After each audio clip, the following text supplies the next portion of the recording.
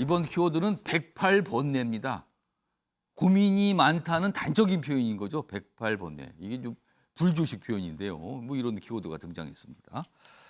자, 기사로 좀 확인해 보죠.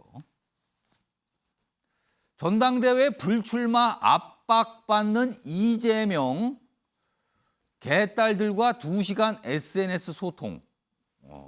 그러니까 이 기사가 제목을 이렇게 다른 이유가 있을 거예요. 일단 뭔가 전당대회 불출마 이런 압박이 전방위적으로 오고 있다. 그리고 이른바 개딸 이렇게 표현되는데 강성 지지층, 이재명 의원에 대한 강성 지지층이 단적으로 이렇게 표현되잖아요. 근데 SNS 소통을 했다. 여기 있습니다. 당 워크숍 지난 금요일 토요일 있었어요. 그리고 다음 날 트위터를 통해서 문답을 2시간 정도 주고받았는데 뭐 여러 가지 그러면서 책 얘기도 했다고 돼 있어요. 이렇게 하는 거 보니까 이게 불출마 압박에 불만 표시를 한 거 아니냐 이런 해석도 있답니다. 자, 여기 이제 소통했다는 이런 기사고요. 다음 화면 좀 보죠. 소통을 하면서 나왔던 여러 가지 대화들이 있죠. 글로 된 대화가. 여러 가지 답변을 주고받았는데 이런 표현도 있어요. 여러 가지로 어려운 시기지만 오늘만큼은 좋은 밤 되시기 바랍니다. 그러니까 지지자들에게 이런 표현을 썼죠. 그러자 지지자들에서 일부가 이게 뭐죠 이거는? 안녕히 주무세요 아버지. 아버지란 표현이 등장합니다. 이렇게 부르나 봅니다 지금요. 강성지지층이라고 꼽히시는 분들이죠. 그러니까 이런 밤에 이제 2시간 정도 이런 SNS를 통한 어떤 지지층과의 대화를 주고받아. 이게 지금 기사로 달아지고 있어요. 자, 그런데 이게 사실 당내 민주당 내에서 계속 지적되고 있는데 팬덤과 관련돼 있거든요. 이와 관련돼서 당내에서 지적하는 목소리가 좀 있었습니다. 들어보시죠. 지금 나타나는 팬덤 정치에 대해서는 팬덤의 긍정적인 이야기를 하기에는 너무 심합니다. 그 폐해와 또 자제를 해야 되는 그런 일들을 해야 된다고 생각합니다. 유 의원님, 이 상황 어떻게 읽으셨습니까? 나한테 어떤 일이 있어도 열혈 같은 지지를 보내주는 절대층, 그들만을 끌고 가겠다. 그렇게 하면 전당대회에서 대표도 될 수 있고, 예. 그렇게 해서 공천권을 또 행사해서 자기 사람을 확보하고, 그러면 또 4년, 5년 후에 대선까지 가는 토대를 마련할 수 있다라는 생각을 아마 이재명 의원이 하고 있는 것 같아요. 이제 처음에 출발한 것처럼 어떤 일이 있어도 지지를 보내주는 절대 지지층. 예. 과연 그들만을 가지고 하는 정치가 외연이 확장되는 것이냐. 지금 이미 당내에서조차 민주당이 지금 보여주는 행태 중에 극복을 해야 될 첫 번째로 이 팬덤 지지층에 묶여 있는 예. 이거 빨리 깨야 된다라는 얘기를 하지 않습니까? 그 팬덤 지지층들은 다소 중도적인 성향, 이성적인 판단을 하는 분들과 예. 좀 다른 방향의 의견들을 보이는 경향들이 사안마다 좀 있었죠. 이번에 이재명 의원에 대해서도 대선에서 0.73이든 뭐든 간에 포인트 차이든 뭐든 간에 예.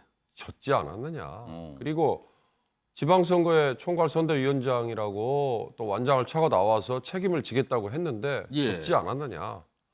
그러면 뭐 완전히 물러나라. 이거 아니라도 지금은 좀 일선에서 보이지 않도록 하는 게 그게 맞지 않느냐라는 의견이 이렇게 나온다면 예. 사실 그 의견이 과연 그 열혈 지지층 이외에 이성적이고 합리적인 생각을 가진 분들은 과연 어떻게 보느냐 이렇게 한번 따져봐야 되는 거죠. 예. 그런 점에서 저는 지금 이재명 의원이 굉장히 궁지에 몰려 있다. 근데 그 궁지에 몰려 있는 걸 이렇게 개딸들이라고 표현되는 예. 절대 지지층의 뭐 소통 아니면 그들을 견인을 해서 예. 돌파를 하려고 하는 걸로 보인다 이런 생각이 들어요.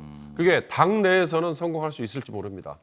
그러나 그 성공이 과연 그럼 민주당이 수권정당으로 발돋움하는데 수권정당으로 다시 거듭나는데 도움이 될 거냐? 그거는 저는 의문이라고 생각합니다. 그러니까 당내에서는 성공할지 모른다. 그러니까 당대표가 이런 지지를 통해서 당대표는 될 수 있다. 이 말씀이신 건가요 지금? 뭐 당대표야 될 수 있겠죠. 거기가 뭐 똘똘 뭉쳐서 예. 당대표 한 표만이라도 더 얻으면 되는 식의 방식으로 예. 제도가 돼 있지 않겠습니까? 그렇다면 뭐 대의원이든 아니면 진성당원이든 예. 뭐 그들 중에 절대적으로 지지를 많이 갖고 있는 이재명 의원이 나온다고 한다면 예. 뭐 당대표가 되겠죠. 그러나 그 당대표가 다른 국민들의 인정을 해주는 예. 그런 대표성을, 정통성을 계속 확보할 수 있느냐. 그 점에 대해서 좀 신중하게 볼 필요가 있지 않을까 싶습니다. 신경민 전 의원님. 지금 가만히 보면은요, 이른바 뭐 개딸 이렇게 표현되는 이재명 의원에 대한 강성 지지층이잖아요. 근데 저 분위기를 보면 이재명 의원이 뭔가 압박 탄압을 받고 있다, 지킨다, 뭐 이런 표현들이 많이 나오거든요. 분위기를 보면은. 근데 과거에도 보면 문재인 전 대통령 관련해서 지킨다. 그러니까 문재인 전 대통령의 열혈 지지층들, 강성 지지 있었거든요. 그러면은 어떻게 보면 그때도 팬덤 현상, 지금도 팬덤 현상인데, 그러면 이 팬덤 현상이라는 거는 민주당 내에서 고질적인 겁니까? 이거 왜 이렇게 되는 겁니까? 이게 이제 노무현 대통령 때부터 시작이 된 거죠. 그래서 그게 그대로 연결이 돼서 예.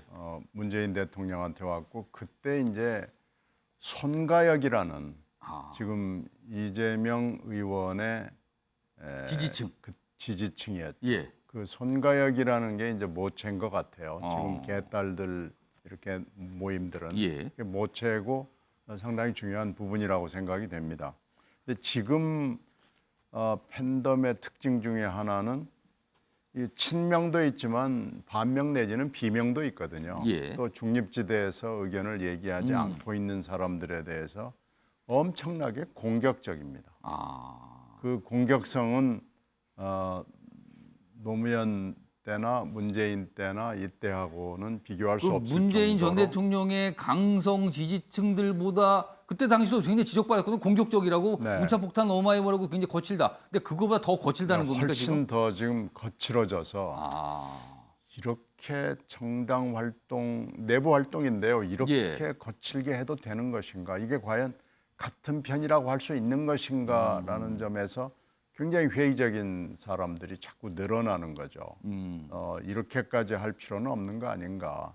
정말로 고민하고 정말로 당의 미래, 국가의 미래에 대해서 생각을 하는 것이라면 나를 반대하는 사람들에게 대해서까지 이렇게 하는 것이 맞느냐라는 지금 회의론이 굉장히 세게 나오는 거죠. 이런 모습이 있었고요. 기사 하나 좀 이어가 보죠. 역시 이재명 의원 등장하는데요. 이재명 108 번내 중이라더니 그러니까 고민 중이라는 거죠. 이 전당대회 당대표 도전에 대해서. 당내에서는 전당대회 출마 기운 듯하다. 이런 시각들이 많이 나오고 있어요. 여기 뭐 같은 내용이 있습니다. 주말에 뭐 적극적으로 지지층과 트위터 소통을 했는데 팬덤 정치 비판 정면 돌파 나선 것 같다. 그러니까 자기의 길을 간다 그냥 나는 뭐 이거 같다. 그리고 최근에 이제 민생 그리고 약간 정책적 얘기 좀 목소리를 내고 있죠. 이런 것도 뭔가를 의식한 것 같다는 거예요. 그리고 이런 가운데 김민석 이대로 가면 당 깨질 수도 당이 깨진다는 얘기를 벌써 하고 있어요 지금요. 자, 이 얘기입니다. 요거 최영철 편집위원께 전망을 해주세요. 이 깨진다는 게 이게 분당일까요? 당이 아예 이렇게 분리가 돼서 쪼개지는 거 아니면 일부 민주당에 계신 분들이 다른 곳으로 간다. 뭐 다른 당으로 간다. 이런 의미일까? 이거 어떻게 보십니까? 이 가능성은. 뭐 분당에 대한 우려를 강력하게 표명한 것이죠. 예. 지금 이재명 의원이 나온다는 것은 뭐 상당수 국민들께서 좀 수긍하지 못하는 측면이 있거든요. 그런 측면을 어긋나는 상식을 벗어나는 판단이 이루어진다면 중대 결심을 할 수 있다는 김민석 의원의 우려 같은데 저는 뭐 현실화될 가능성은 별로 없을 것 같습니다. 왜냐하면 이재명 의원은 제가 볼 때는 99% 이상 나올 확률이 이미 생겼지 않나. 99% 이상은 100% 아닙니까? 그렇습니다. 이재명 의원이 올림픽에 나갔던 선수인데 예. 이거 전국 체전 와 보니까 이게 선수가 아무도 없는 거예요. 이거. 자기하고 경쟁이 될 만한.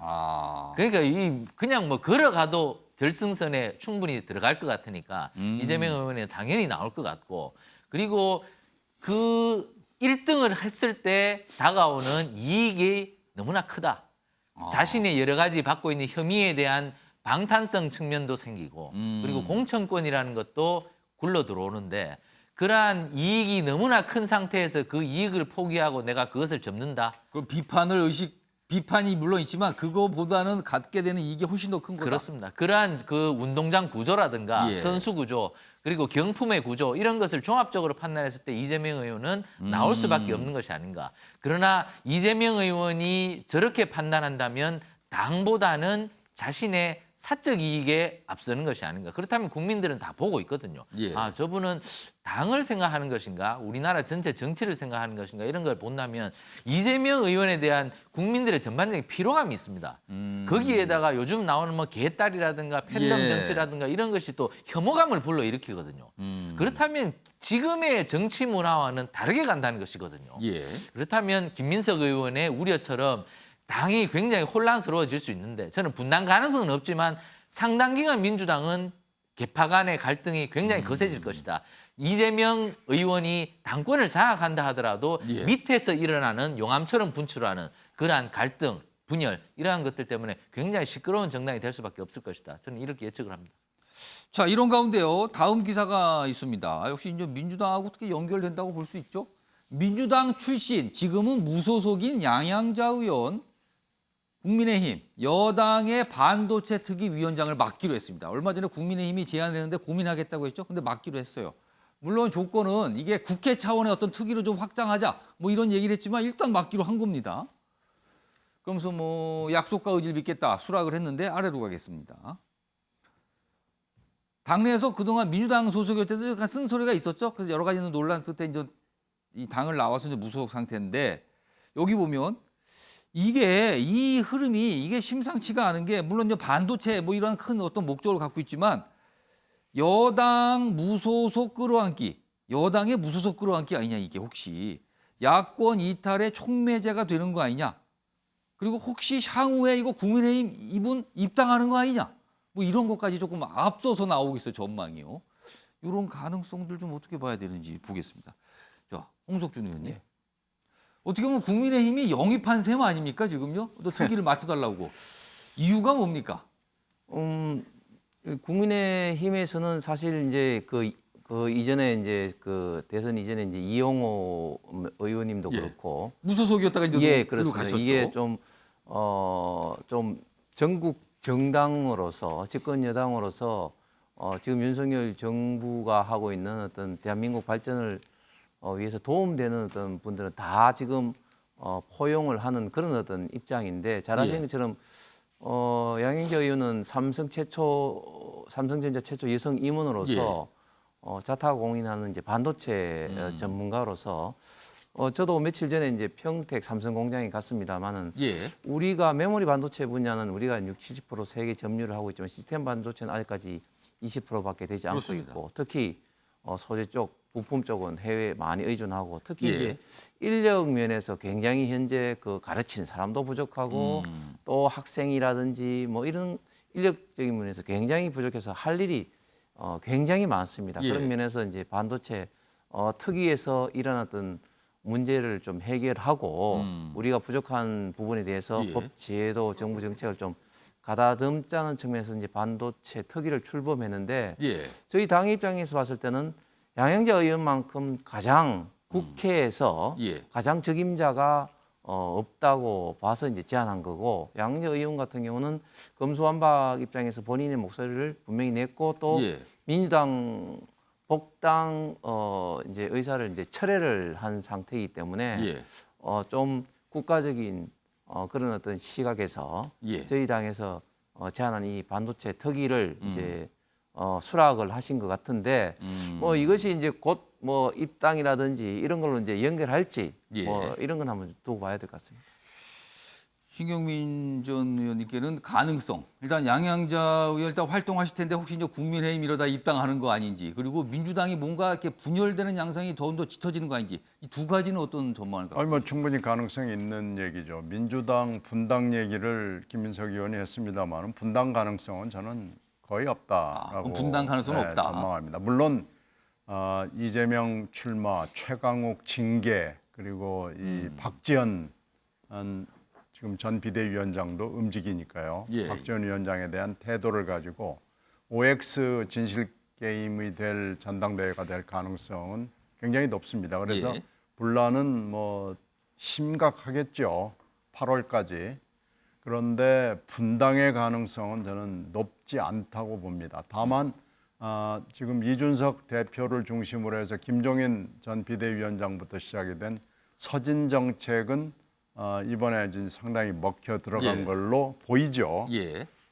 그리고 이제 양양자 의원이 광주를 지역구로 둔 분이기 때문에 지금 이렇게 보이는 행보는 대단히 의미가 있고 이게 분명히 또 여러 가지 영향을 줄 걸로 판단이 됩니다. 특히 내년 4월에 전주에서 재선거가 있습니다. 이상직 의원이 그렇습니다. 대법원 확정 예. 판결이 됐기 때문에 내년 4월에 분명히 재선거가 있을 수밖에 없는 상황이기 때문에 여기에 아마 현재 여야가 총력을 기울이게 될 가능성이 매우 높고요. 전주에서 당선될 수 있는 사람을 찾기 위해서 아마 여당이 필사적으로 노력을 할 것이 분명합니다. 아니면 거의 당선에 육박할 수 있는 만큼의 예. 비중을 가진 사람을 찾기 위해서 노력을 할 것이기 때문에 야당도 뭐 아무나 꼽으면 된다. 지금 이렇게 가는 예. 분위기로는 저는 안 될 거라고 봅니다. 그리고 최근에 이 출범한 사회통합위원회에 예. 민주당 출신 전직 의원들이 많이 참여하고 있어서 아. 이 대목도 어떻게 될지 좀 굉장히 궁금하고 예의주시하고 있는 상황입니다. 그러니까 여당의 끌어안기, 뭐 이걸 정계 개편이라까지는 아니지만 뭔가 좀 묘한 어떤 전망을 자꾸 하게 되는 상황이 보이고 있다. 뭐 이런 기사입니다.